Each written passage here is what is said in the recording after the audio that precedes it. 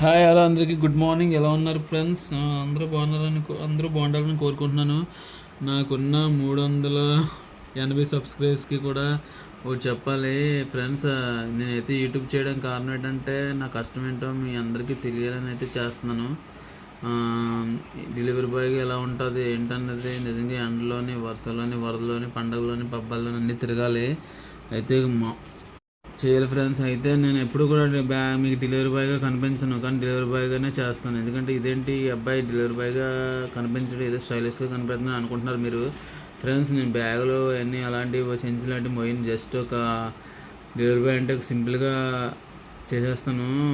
ఒక 4-5 డెలివరీలు పెట్టుకొని తిరిగేసి సింపుల్గా చేస్తాను ఫ్రెండ్స్. అదే ఫ్రెండ్స్, ఈరోజు నేను కూడా మీకు ఒకటి చెప్పాలి ఎప్పటి నుంచో ఫ్రెండ్స్. నేను కూడా ఒక చిన్న రైతుని. నాకు కొంచెం పొలం ఉంది. అయితే మధ్యాహ్నం అయితే ఈరోజు అయితే రూట్ అయితే త్వరగా కంప్లీట్ చేసుకొని పొలానికి అయితే వెళ్ళి ఆకు అయితే లాగాలి.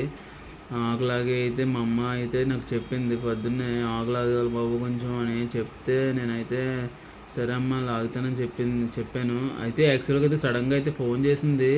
పొద్దునైతే చెప్తుంది అని అనుకున్నాను, కానీ చెప్పలేదు. అందుకే ఇంకా నేను మధ్యాహ్నం అయితే ఇంకా సడన్గా ఫోన్ చేయగానే అయితే వెళ్ళిపోయి ఆకు అయితే లాగడం అయితే స్టార్ట్ చేసిన రూట్కి త్వరగా కంప్లీట్ చేసుకొని ఫ్రెండ్స్. రైతు కష్టాలు ఏంటన్నది మీకు తెలుసు. నిజంగా అయితే లాస్ వచ్చిన లాభం వచ్చిన నేను ఉడిసే మడి అయితే ఇంచుమించు 10 సార్లు మునిగిపోయి తేలిపోద్ది.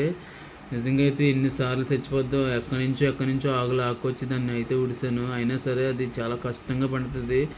నీరు వస్తే సార్ ఫ్రెండ్స్, మా ఏరియా మొత్తం ఫస్ట్ అయితే అది ఆ పొలం ములుగుతుంది. నేను లాగుతున్న ఆకు అయితే ఫ్రెండ్స్ మా దగ్గర వాళ్ళది అనమాట. వాళ్ళని అడిగితే ఆకు ఇచ్చారు ఒక 5 పోగులు. నిజంగా అయితే అది ఇప్పుడు అయితే రన్ సైడ్ అయితే క్లోజ్ చేయడానికి అలా ఆకు లాగేసి రూట్ అయితే కంప్లీట్ చేస్తాను. ఆకు కూడా మోయడానికి అయితే మోస్తాను. పొలం దగ్గర అయితే వేసి నేనైతే కంప్లీట్ చేసి ఆఫీస్కి